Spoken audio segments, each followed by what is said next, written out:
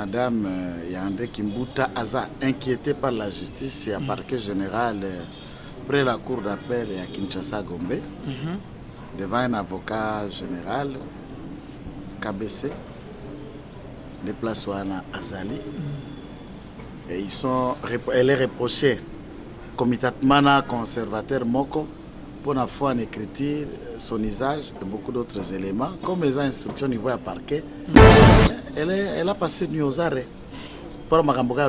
Elle a passé nuit aux arrêts, Maître Joël Kitenge. Est-ce qu'elle a... Alors, sur ces raisons-là, même le même jour au Bakangio, quelques heures après, on peut aller te placer à Makal. Ah bon? C'est une mesure. Puisque dans Katia Makala, il y a deux domaines qui fonctionnent. Il y a le prisonnier, au bazar déjà condamné, prisonnier. Il y a des détenus, donc sous mandat d'arrêt provisoire. On peut qualifier ça de maison d'arrêt et maison incarcérale. La maison d'arrêt, ce sont les gens qui sont là où on dépend dans un parquet. Qui est dans le tribunal, condamné dans le peut-être pour 5 jours ou 15 jours, puis après, qui va l'ongouer. Comme ça, un mois abîmé, 3 semaines abîmées, tout ça. Vous étiez encore dans la disposition du parquet. Donc, ça peut être probable.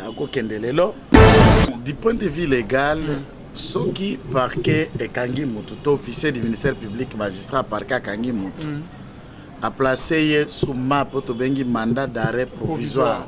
Mandat d'arrêt provisoire, il a validité à 5 jours seulement.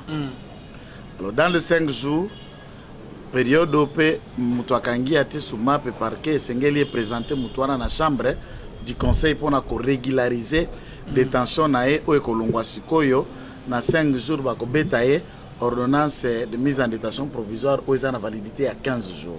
Mais toutefois pour ko kenda ya mutu na parquet eza ko dépendre na attitude ya parquet eza ko instruire dossier. Collaboration mutu bakangi na gravité ya ba fait au mutu za ko courir au babenga ngona mukuse ba indice sérieux ya culpabilité so que ezali vraiment ya kovanda. Si le parquet trouve qu'il y a une fuite à craindre, il y a une risque que en liberté à influencer négativement l'enquête, il y a instruction. Shalom, bien-aimé dans les seigneurs. Un grand merci.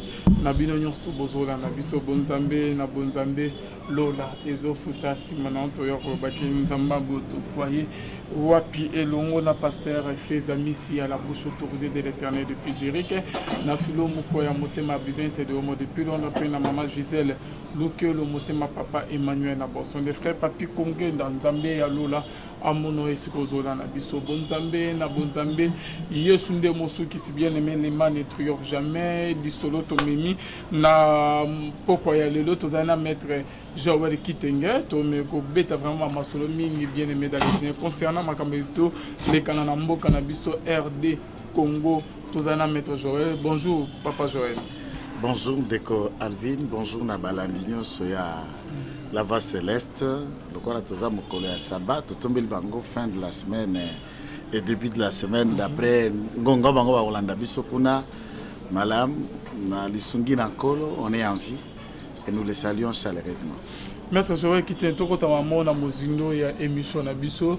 Moi, si il y a André Kimbuta aux arrêts, c'est vrai, tout est faux.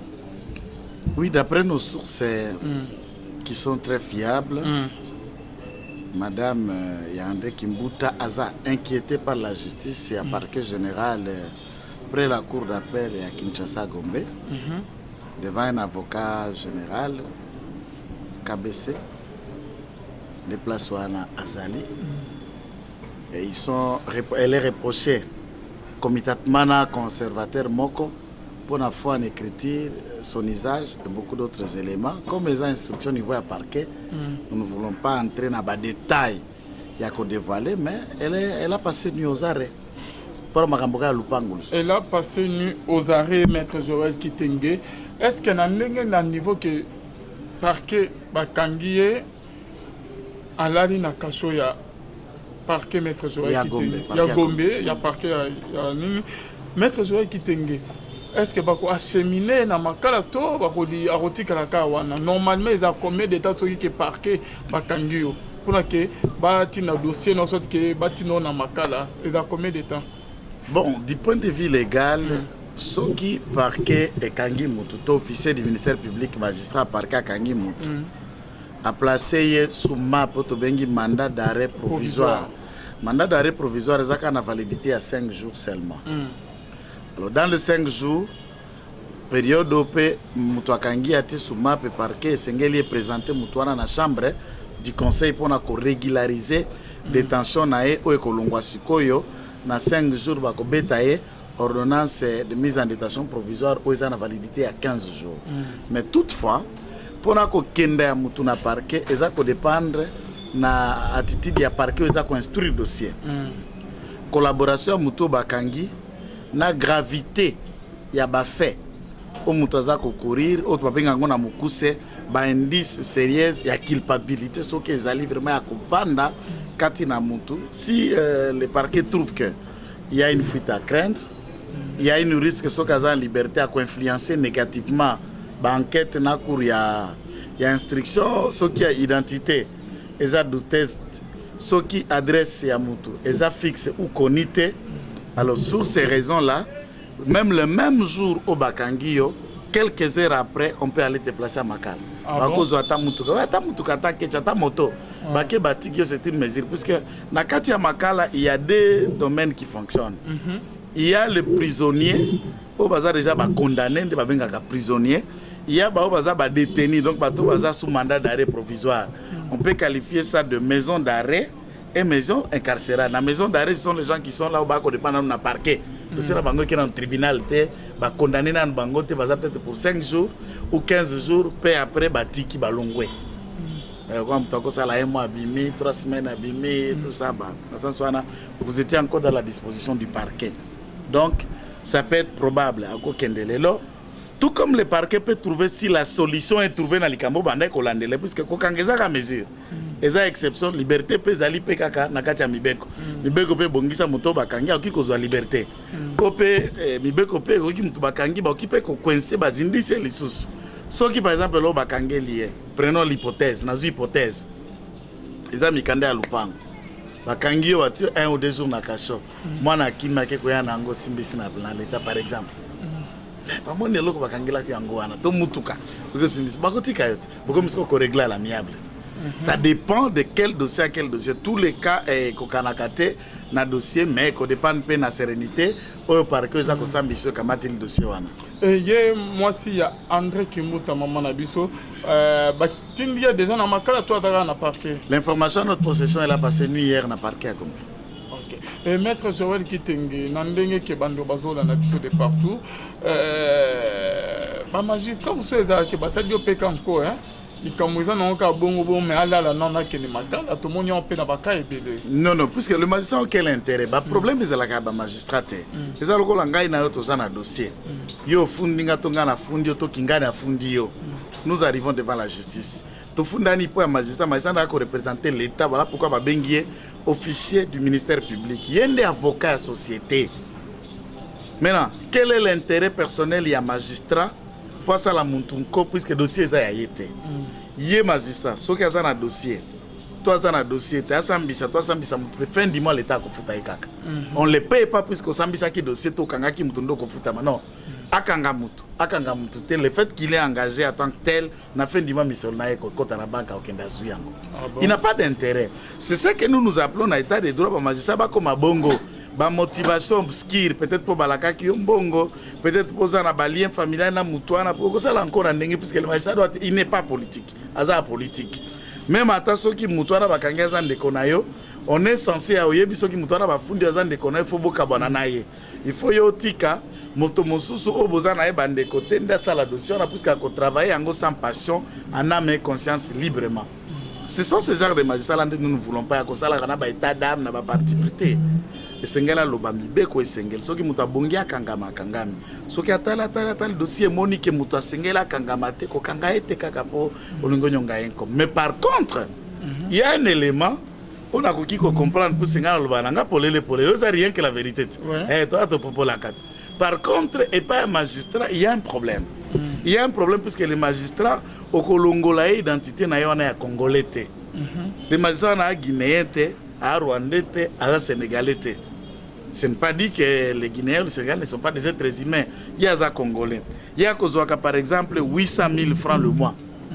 Ou 1 million, ou 1 million 200 000 francs pour certains. Soit à la moyenne $800, 700 ou $1000 le mois. Et c'est tout. Ceux qui ont nommé, si un poste quitte, il faut que quitte des bureaux et tout ça. Ils vivent dans les conditions de travail, ils sont soutenus et belli. Yokanan. Ce que est avant d'agana pourquoi à côté la natongo na télévision, moi c'est un politicien qui gagne. Moi c'est un ministre qui gagne. Moi c'est un ex-gouverneur qui gagne. Moi na qui gagne. O asombi lupango, toto sombi lupango voisin na ye. O sombi lupango koko na bango. O sombi lupango bande konae. Toutes ces choses là, il voit l'opulence, la gabegie financière ça qui entraîner les politiciens. Là ça intrigue le magistrat lorsqu'à Kosambisa et qu'il sait qu'il n'y a pas congolais local là yo. Et vous vivez dans une opulence aux fonctionnaires de l'État Zanayangote. Allah, dans le cœur du magistrat, il y a un problème. Il y a un problème parce qu'il y a Bomotona et Kosala. Il s'agit de même à un procès aux autres comme les Canaba, et de la 100 jours et autres. Là, ce n'est même pas influence politique, mais le magistrat lui-même avant d'habiter, tiens, Congolais, il y a 57 millions. Ngapé Congolais, Ngapé Natangi, Ngapé Nasali la Kaleta. Montant wana donc magistrat yokangoka na kombo tanga wasambisa. Tikala komona tatikala kosimba da mutwa. C'est ce que je dis rien que la vérité. Il faut comprendre qu'on a monté, mais il y a des étrangers, c'est ce que ça peut faire. C'est pourquoi, quand il y a condition, c'est pour magistrat la moussala, et comme ma magistrat banda kolula, toi ça na monté mali kundu. Na mutu. Depuis magistrat passe à monté mali kundu, les politiques doivent apprendre de vivre de ce qu'ils gagnent comme salaire et prime. Quand a caisse à l'État, vous vivez dans une opulence, ça énerve tous les Congolais. Y compris, voilà, mais ça c'est très loin. Politiciens, nous sommes là, oui, à Goleka, na policier, na soda. Policier, on va faire combien 100 000 francs le mois par exemple. Ou ça 50 000. Mais tant qu'on va vendre place, on a policier, comme on a barre, on a téléphone, il y a $1,800, $2,000. Nenga kutaka mongo za komata ayebi katika ko sombi lupango ye moko il est incapable d'acheter même un terrain à $300 na menkao le policier et il a une arme. Tu ne vois même pas que tu te mets en danger d'être sécurisé par un affamé, d'être sécurisé par un sous-payé entre toi et un million à Kodondo.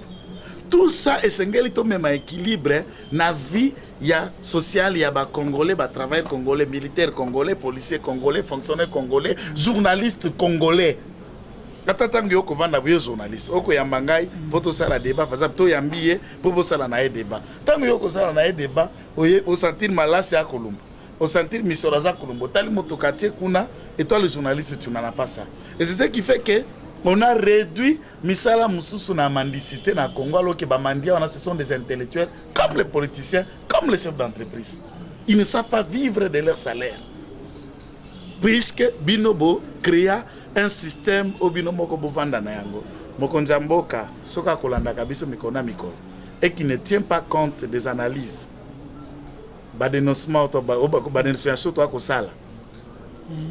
Nako kamata koluka. Je sais que ce que je dis ici c'est facile, mais c'est un travail de longue haleine. Et Ali, quand vous t'es, il faut préparer le moral des Congolais, travailler l'état d'esprit du Congolais, remettre tout en pandil d'engako salande ko travailler pour construire un Congo fondé et assis sur des valeurs. Ba Congolais consciencieux, ba Congolais y a l'amour du prochain, ba Congolais qui aiment l'État et qui voudraient que non seulement Kakayo mais Batignos va se retrouver. Merci beaucoup. Ndeko Joël Kitenge bandeko bazolanda biso maître Joël toyokaki sango tomonaki mpe na bilili masasi bapolisier bazosala bazobeta na masasi na milice moko boye il paraîtrait. Est-ce que makambo tozoyoka eza ya solo to ya lokuta maître Joël? Merci beaucoup puisque c'est de la question. Je sais que internautes balandakayo bengi j'ai eu plus de 100 appels. Bandeko Lukakaka n'a se prononcé autour de la question de la milice pour des raisons le bio mettre Jorio le Kobangate. Oui, tout c'est un dima risque. C'est un dima risque. Peut-être qu'on combat qu'on dima yango. Mais il faut qu'on dise la vérité. OK.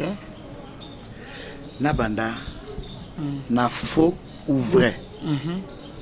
C'est faux il n'y a aucune milice en pleine ville de Kinshasa. Oh, tout le monde affrontation entre la police et la milice na Kinabwa. Ngara, biso stozana ba téléphone oza sophistiqué na ba nouvelle technologie. Au côté na Google, au côté na dictionnaire na français, prenez le mot milice, soit définition et dites-moi s'il y a une milice à Kinshasa. C'est ça le mot. OK, vas-y. C'est ça le mot. C'est ça le mot milice et Ali Awate. Et Ali Awate, on a traité tout à l'heure, il n'y a pas longtemps, Chadari a traité ba motard d'une milice. Tant que tu as envoyé ça qui parlement, na ba loi Sakata Minako. Est-ce que réellement le motard était une milice? Non. Est-ce que quand les gens se rassemblent à un groupe, le fait qu'ils se rassemblent à un groupe, c'est ce qui font une milice. Même par définition, c'est ça le mot milice. Je ne vais pas tomber dans le français à terre à Motindoana. Je concède le mot milice à Nabato pour employer Ango. S'il faut parler de milice en tant que tel comme une groupe armé, non, il n'y a aucune milice à Kinshasa. 1. 2. S'il faut parler que police, il y a colonel Théo Manamputu, dans la communication, il y a un gros mensonge comme il en a l'habitude dans l'école qui pendant 18 ans. J'aurais souhaité que la police soit celle qui Soana a communiqué pour nous dire ce qui est ali milice, ce qui est milice, c'est ali association de malfaiteurs, ce qui est ali association de malfaiteurs, Lupangwana place Bazala qui est Anan, avenue numéro, ce qui est ali milice, qui les forme, qui les nourrit, qui les entretient, ce qui est ali chef de l'association de malfaiteurs, qui est le chef de leur gang. Les enquêtes n'ont même pas encore enclenché directement collé Bango qui sont des lits d'épaisse ou c'est elles qui les entretiendraient. Sur base de quoi alors que la police ne sait même pas communiquer là-dessus pour ne éclaircir Bisso, presse notamment, dans l'opinion publique, de quoi il s'agit. Par contre, c'est une parcelle, quartier industriel, la concession la société avant le pillage. Parce qu'on a quand il y a concession, on a pratiqué la armation. Il y a 3 clubs de judo. Il y a 4 bango. Il y a karaté, boxe. Bref, la discipline sportive, il y a un ébélé. Souvent dans les milieux de sport, je n'encourage pas. Au Gouta, il y a Diamba, Baza Plaswana, il y a Makaya, il y a Game. Ça, c'est dans les milieux de sport. Bisognos attend que Toko la lelo boye, Tolekarama judo, karaté, c'est la foot de la jeunesse. Et cette parcelle est connue dans les quartiers en tant que telle pour la discipline sportive. Maintenant, pour intimider les gens de la police et du quartier, ils se réclament être d'une base quelconque. C'est le président Kabound qui n'est pas à 2 avenues de là où cette parcelle se trouve. À Monarasco, un troupement sportif insécurisant pour les quartiers, pour lui-même. Comme un député, il y a Moamba, c'est lui qui donne l'alerte. Prenons l'hypothèse milice à IDPS. Kabound, année numéro 1 à IDPS, pour le moment, il y a Bengi police. Est-ce que vous imaginez un peu ça? Kabound n'a Bengi ministre de l'Intérieur pour lui informer qu'il y a un groupe de Bado Bazalagana Kati Awa. La manière dont on se voit, c'est une insécurité pour les quartiers. Et le démanteler, empêcher que ça sera bien. Les visages qui sont là, c'est vraiment purement des voyous. Sous l'eau, c'est Kabounda qui informe. Ce n'est pas la police qui a enquêté. Ce n'est pas la police qui peut nous dire. Puisque la police qui a enquêté, il fallait que vous disiez, on a combien d'années? Parce qu'on a combien de temps? Cette formation était portée sur quoi? On a 6 États armés. Ils ont eu les armes où et autres. Tango Baye, c'est la demande du président Kabounda. Le ministre de l'Intérieur va diligenter un service et la police d'abord non apparent, va identifier le système batali, air na bango, il y a entraînement et l'assaut de la police a été donné. Mais la presse kabuliste, la peste du FCC, babandis ko vilipande pour expliquer que cet endroit, Ezalaki Bamilita IDPS, est gardé par la garde républicaine. Vous imaginez? La vidéo, si vous en avez la vidéo, avez-vous ne serait-ce une tenue à garde républicaine dans cette vidéo? Au monier. Mais c'est ça que je suis en train de vous dire. Mais pourquoi monter Mali Kundu, il y a Kolukaka Kotaché IDPS? Moi, je n'ai jamais dit que dans le IDPS, il n'y a pas de choses à condamner. Il n'y a pas de choses qui doivent être améliorées. Mais si l'IDPS n'a rien fait de mal, il ne faut pas trouver un prétexte. Il y a qu'on saboter devant l'opinion publique. Pourquoi? Puisqu'on sait que l'IDPS, c'est Bazo Koleang égale Moulouba, l'IDPS égale président Félix, l'IDPS égale Motard, l'IDPS. Et on colle tout un tas de noms autour de cette formation politique. Le président Félix a un pouvoir. L'armée est sous ce contrôle. Ça a mise en place une armée vendue. Ce qui est loi Linga Kamata militaire IDPS. Atinda Bango dans n'importe quel pays du monde en tant que chef de l'État. Puisqu'on a recruté. Les premières lois à bateau qui formaient dans la garde républicaine, dont certains ce sont des volontaires militaires qui va servir Mboka na armée bazonga bazao. C'est officiel, tout le monde a vu des images dans l'Égypte. S'ils veulent les envoyer, il faut pas qu'ils me conforment qu'on a centre de formation en Mbakane et Aliao. Na Kasangulu et Aliao, na Kito et Ali, na Kanang et Ali. S'ils veulent recruter que ces gens-là soient formés et intégrer le rang, il y a FRDC pour sauver Mboka. Et ça vaut quoi? Il faut aller les garder à Kingaba. Yomoko Zuba milite au garder et c'est toi-même le président de l'IDPS de ministre de l'Intérieur, tout en sachant que la milice soit bazaya yo. Au ce moment Moutouaïbi, au Bengipe Moutou, boya, Biloko Ango Naïbi Ango, vous avez déjà attendu ça. Vous êtes en train de faire quelque chose de très mal et Yomoko s'est dénoncé. Et ça, les Makawapi. Et ça, les Makawapi. Pourquoi Matouba na Motema Mabena jusqu'à na Motundo? Pourquoi les gens doivent être na Motema Motundo? Ça gêne quoi? Babéré rouge. Ici, on a distribué des machettes dans cette ville de Kinshasa. Opération Katakato et Baneba machette. Qui ne connaît pas tout? Les lois qui ça tout ça au Meli. Ma machette au Bakabola en 2006 c'est pas il y a Kabila. Et pour Ranine, on a recruté maintenant sur Agido, on les appelle les sportifs du PPRD. Ce sont des voyous. Ce sont des badauds, ce sont des koulouna, reconnus et réputés de Matete, de ceci, de Guigui, de tout ça, qui font partie de ces clics. Payés, entretenus, et ils ont semé du désordre ici. Énormément. Tout à l'heure, jour, il y a marche, on est à Loi Sakata. On les a vus à machette, Nicolas 16 Nabango, dans l'interfédéral, il y a moi en bas, avec des machettes. Non, arrêtons. Parlons politique, trouvons d'autres débats. Même au Ebando le Kasumbales, Augustin Kaboya est passé pour condamner. Yosa gouverneur, Yosa inspecteur provincial et la police dans Lubumbashi. Ces gens de l'IDPS ne sont-ils pas congolais, Tobaba congolais? Arrêtez-les. Ceux qui ont Kangi Bango. Nous avons dit que l'IDPS a le commissaire, le gouverneur, le magistrat, que pourquoi tu les as arrêtés? Là vient pour dénoncer que voilà, il y a eu des inciviques, je les ai arrêtés, mais l'autorité a l'IDPS va empêcher Ngana Kangabango. Là, on saura que tu as voulu faire ton travail, mais l'IDPS t'a empêché. Vous criez, oh, bilan. Mais d'abord, l'autorité publique est où? C'est l'IDPS qui gère maintenant l'État, la province du Katanga, du Haut-Katanga, où il y a un gouverneur, il y a une police, il y a une armée, il y a le cours des tribunaux, le parquet général et le parquet près de tripler, le parquet de grande instance, il y a des instances judiciaires là-dessus. Il y a des services de renseignement. Qu'est-ce que ces gens-là font pour que c'est que les politiques et les partis politiques va faire privé.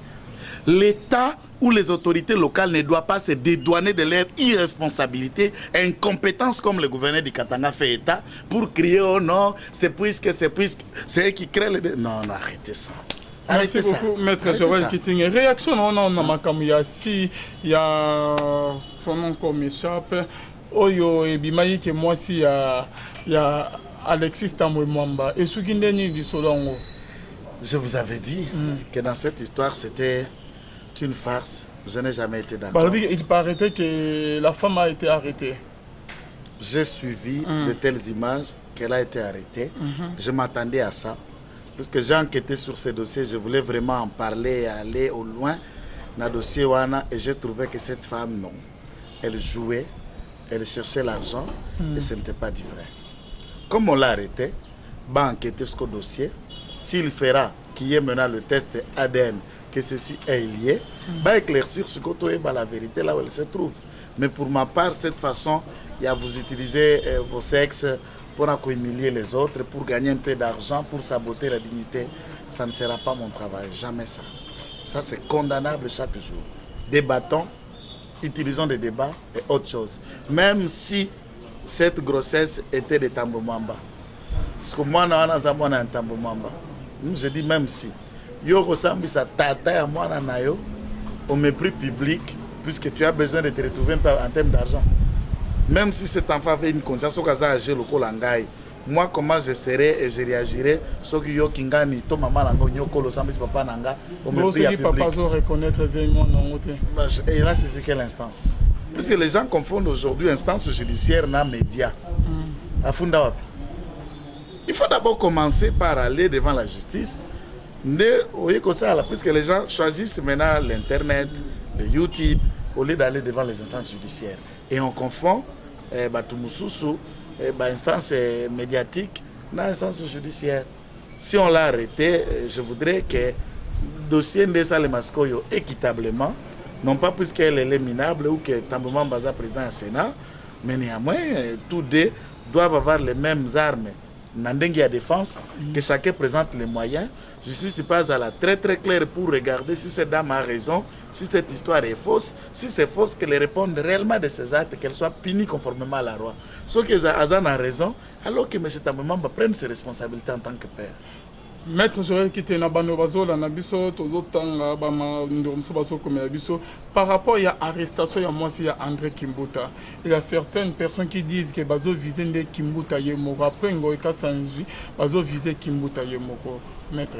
Bon, si vous utilisez le mot viser, ça s'apparente à une chasse, chasse moko na sorcier. Bon. Mais moi je voudrais me revenir sur les rapports ya Mete Gentini hein. Gentini à l'écran na presse yoza mto presse oyebi que Kimbuta atiki banyongo ya combien? Il y a 65 millions de dollars, 65 à 60 millions de dollars où atiki na ba différentes banques commerciales contre la ville de Kinshasa. À Silika ki Gentini, nous avons suivi la vidéo, ba convoqué réunion à PPRD pour dire le linge sale c'est là ma famille comme si l'argent là que Gentini reproche à Kimbuta et là qui argent à PPRD, il y a famille na bango politique, ce n'est pas l'argent du contribuable de tous les Congolais. Et autant encore le PPRD et l'FCC confondent leurs partis politiques ou recoupements politiques et l'État et l'intérêt commun. Kimbuta a des dossiers. Moi je ne m'attelle que sur cet argent-là. Ma vie privée, moi ça ne m'intéresse pas. Ce qui nous engage, tous à Kinshasa, la gestion de la vie de Kinshasa pendant 12 ans, ce qui Guy Matondo.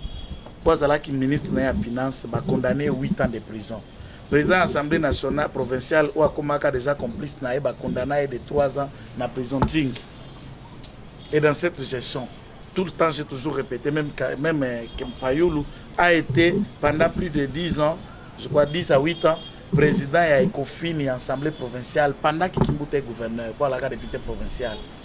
Aucune motion, aucune enquête. Il n'y a aucun rapport, aucune sortie médiatique on a ni Fayoulou à Kabla Kimbuta, puisque Bangonyo Sona Fayoulou Balaki na mangeoire. Si cela peut éclater et que Kimbuta réponde, c'est ça que j'ai toujours dit, la politique de redevabilité. Vous assumez telle fonction, la gestion en Bongo Ezalaki na Maboko Ezalaki pour l'intérêt de la communauté quinoise et la ville de Kinshasa. Et on a intérêt de savoir comment les fonds ont été alloués, si c'était orthodoxe, tout ça là qui a on ne vise pas. La justice ne vise pas la personne, la justice vise l'équité, le bon sens, la justice distributive pour l'intérêt de la communauté. Il ne faut pas oublier que nous souffrons, puisque l'argent qui doit servir à la communauté sert aux individus.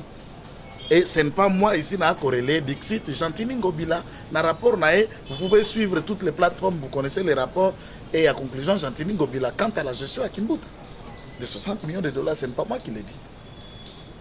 Maître Joël qui tenait bando bazo comment tozo beta du solo bamiso balobi ke milice wana na ndenge yo lobi ke za nango ya Jean-Marc te bamiso bazo loba non fati asala keba mabezali na nzinga na ye ba o bazo entouré ye bazana ba arrière pensée mususu bamiso bazo ke ni musa ko ba ke ezaki Jean-Marc ba ko préparer le mobo contre Fati au Kebite et là on va passer par exemple il y a président il y a Burkina Faso au ba beta coup d'état ezaki pi camarade nende asala ki bongo et là il y a Jean-Marc Kabuna ba ko préparer oyo ezali raté va découvrir en franchement J'insiste. J'insiste. J'insiste de Colville que c'est le président Jean-Marc Nabenga qui ministre de l'Intérieur pour dénoncer cette milice. Donc, Jean-Marc non, comment ils ont préparé coup yomoko au mettre en public votre coup? C'est ça la question que je me dis. Ils ont préparé yomoko bimisi ango polele. Nana, s'il y a une milice, s'il y a un troupe de badauds, qui sait qu'il y en avait à Kingaba si Jean-Marc ne l'a pas dit? Qui sait s'il y en avait à Kingaba si ne l'a pas dit? 2. Jean-Marc bénéficie de pleine confiance du président de la République à 100%. 3. Il ne fera au président de la République aucun mal. Les dangers que le président guette, c'est l'FCC qui est le danger pour le président, j'ai toujours répété. L'ennemi du président Félix, c'est M. Kabila et ses hommes. Ça, s'il ne tient pas compte, même si on n'acceptera pas, je vous le répète, l'ennemi de M. Kabila, du président Félix, sur le camp Kabila et ses hommes. Maître Joël Kitenge, ce n'est pas Jean-Marc qui lui a dit qu'on n'est pas des agneaux, tout ça va agnoter. Ce n'est pas Jean-Marc. Hein? Alors pourquoi Bande Omuso va interpréter Jean-Marc, Jean-Marc a salué le rêve de toute une grande population à jeunesse. C'est le rêve de tout un jeune de Konangai. Pourquoi je dis le rêve de tout un jeune? Mine de rien, Tata Naé a ça la politique. Tata Naé a tika la Koubimata, administrateur chef de territoire. Ni maman, ni noko, ni koko. Qui n'a pété. Mine de rien à Kamina, à moins de 40 ans, ce garçon a réussi à s'imposer pour devenir secrétaire général d'un grand parti comme l'IDPS, jusqu'à devenir numéro 1 de l'IDPS, député national, premier vice-président de l'Assemblée nationale. Et ici aux Anges, vous ne pouvez pas parler des grands au Congo pour le moment tant que Jean-Marc était. Et il est le rêve, il y a la famille Zanga Kombo, la famille Abatuamine Bazate, Mutoka Kanateti, Tete Ozobundana, Mutu. Et tous les jeunes s'identifient à lui comme le symbole du courage, le symbole d'une lutte, le symbole d'un combat. Et puis, Temasko Batata, Misuso Basala politique na Congo comme des familles. Il y a des gens ici qui sont à la politique là. Leurs familles ont commencé depuis 1960, depuis l'époque coloniale. Et Ezaka Kaba petit-fils, il y a petit-fils, c'est pas Jean-Marc. Alors, ceux qui vont supporter, ça les énerve. Et en tout cas, son visage les emmerde. Et ils vont apprendre à vivre avec lui, puisque dans le chiquet des débats politiques, vous devez faire avec lui. Il est là. Dans la cour des grands, Jean-Marc est là. Dans les débats des grands, il est là. Ça, il n'a qu'à consommer ça. Il n'y a pas de débat. Pas à consommer en gros. Donc, merci beaucoup. Bon, on va créer. Moi, comment dirais-je, moi qui a confiance, moi, pas Fati, envers Jean-Marc ou comment? C'est ça qu'ils ont cherché. Même quand Fati a essayé à redynamiser l'équipe, et à cause la suivi d'accord, les gens ont dit beaucoup de choses. Et je vous dis, il est son meilleur collaborateur. Que ce soit lui, que ce soit Augustin Kabouya, tout le monde là, ce sont ses meilleurs collaborateurs. Ne suis pas ce que les tralala là vous racontent. Merci beaucoup, Maître Joël Kitenge. Maître Joël, Moutouna Moussou Dali va suspendre assise. Il y a Sénico. Pourquoi? Réforme électorale, je vous ai dit, Bissot a participé.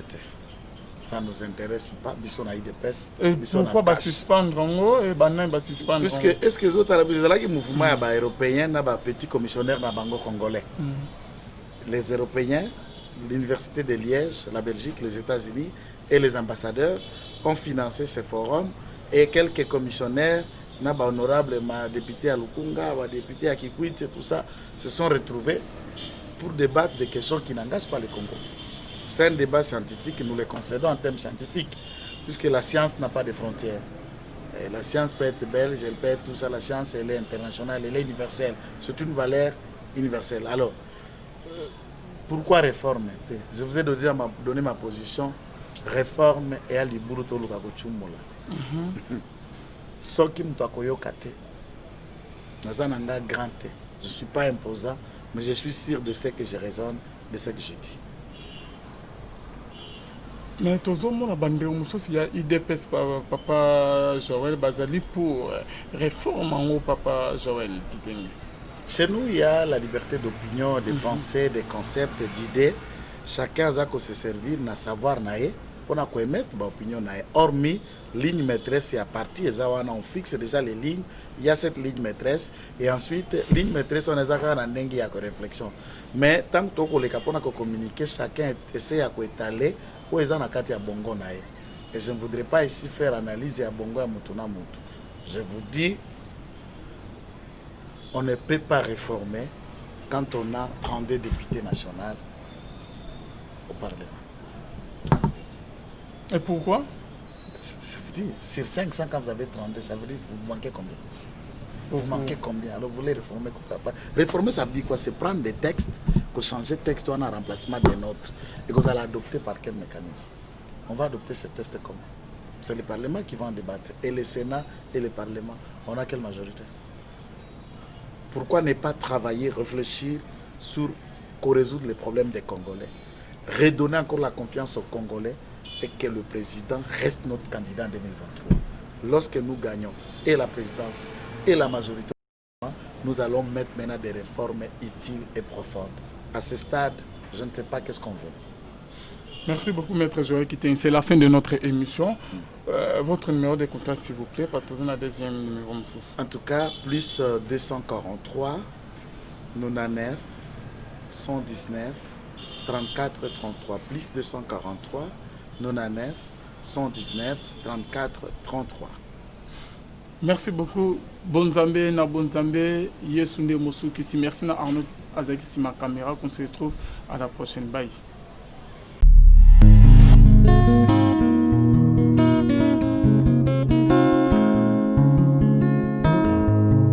Le temps passe et ne s'arrête jamais. Alors réveille-toi mon ami. Et tout ce qui nous quitte chaque jour, laisse que cela nous serve de leçon. Car à chacun son jour, à chacun son tour. Peut-être demain sera ton tour. Alors réveille-toi et prépare ton âme. Car un jour,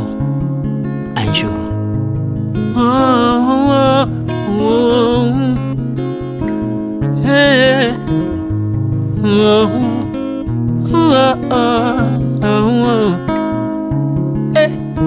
Le temps passe, le jour s'envole, s'en va si vite sans laisser de traces. Hey. Comment faire pour l'arrêter, car il nous amène vers le jour de départ. Yeah. Tout s'effort avant nous, n'ont pu l'arrêter. Il s'en va sans arrêt, sans pitié, ni nous laisse le temps de faire nos bagages, et de tout mener. Le temps passe, le jour s'envole, s'en va si vite sans laisser de traces. Comment faire pour l'arrêter, car il nous amène vers le jour de départ. Tous ces forts avant nous n'ont pu l'arrêter. Il s'en va sans arrêt, sans pitié, ni nous laisse le temps de faire nos bagages et de tout amener. Il s'en va seul sans nous. Faut me perdre tout plutôt que de perdre son âme, à quoi bon tout gagner, ben sera que vanité. À quoi bon tout gagner, perdre son âme si l'on est censé de tout laisser. Moninga, verser le sang de l'autre, demain sera le tour, tu seras seul comme dans un miroir. À quoi bon tout gagner, perdre son âme si l'on est censé de tout laisser. Moninga, verser le sang de l'autre, demain sera le tour, tu seras seul comme dans un miroir. Où tu rendras compte devant le Seigneur toute ta vie sur terre. Après avoir tout gagné, l'on s'en va seul, sans rien amener. Faut me perdre tout plutôt que de perdre son âme. À quoi bon tout gagner, demain sera que vanité. Faut me perdre tout plutôt que de perdre son âme. Perdre son âme. À quoi bon tout gagner, demain sera que vanité. Moninga, tala tango ekoleka. Moninga, tala tala bato bakokende okosala lolendo na mokili okanisi mokili yango yayo tala bato bakoleka ntango ekomema ngai ntango ekomema ntango ekotika moto te bakulutu bayakala basi bakende moninga tala ntango ekomema Papi Charles Mombaya si akenda kala otango eza komema ya mari si akena ye misa mungolo we tala tango ebebi ye papa de baba si akenda kala tango eza koleka ale moloto we si akenda kala otango eza koleka ata mobutu sesese kokukungwendo wazabanga asi akenda kala tango eza koleka Mzee Laurent Désiré Kabila akenda kala tango eza koleka tango ekotika moto te tango ebangaka mokolo te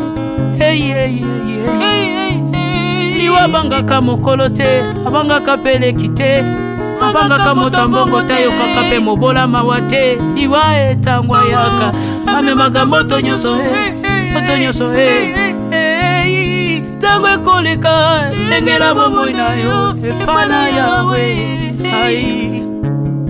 tango ekomema engela bomoi na yo mokolo na yo ekoya okokende ndenge nini le temps passe ne s'arrête jamais le temps passe moninga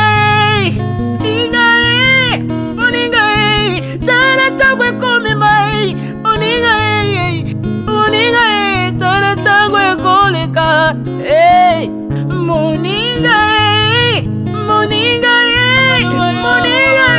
tala tango ekomema moninga tala tango ekomema tango ekotika moto te engela bomoi na yo tala bato bakokende osala ndenge nini okotikala ebende te okotikala ebende le temps passe ne s'arrête jamais le temps passe ne pardonne jamais le temps passe ne s'arrête jamais lengela bomo moninga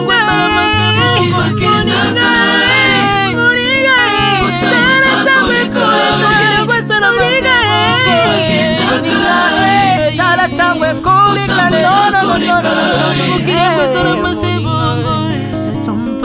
ekolo nyonso bato bakokealela mpona nini alela mpona nini tango eza koleka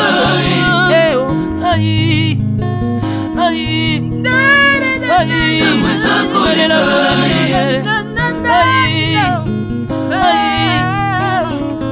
tango eza koleka le temps passe Alvin et Bea tala tango ekoleka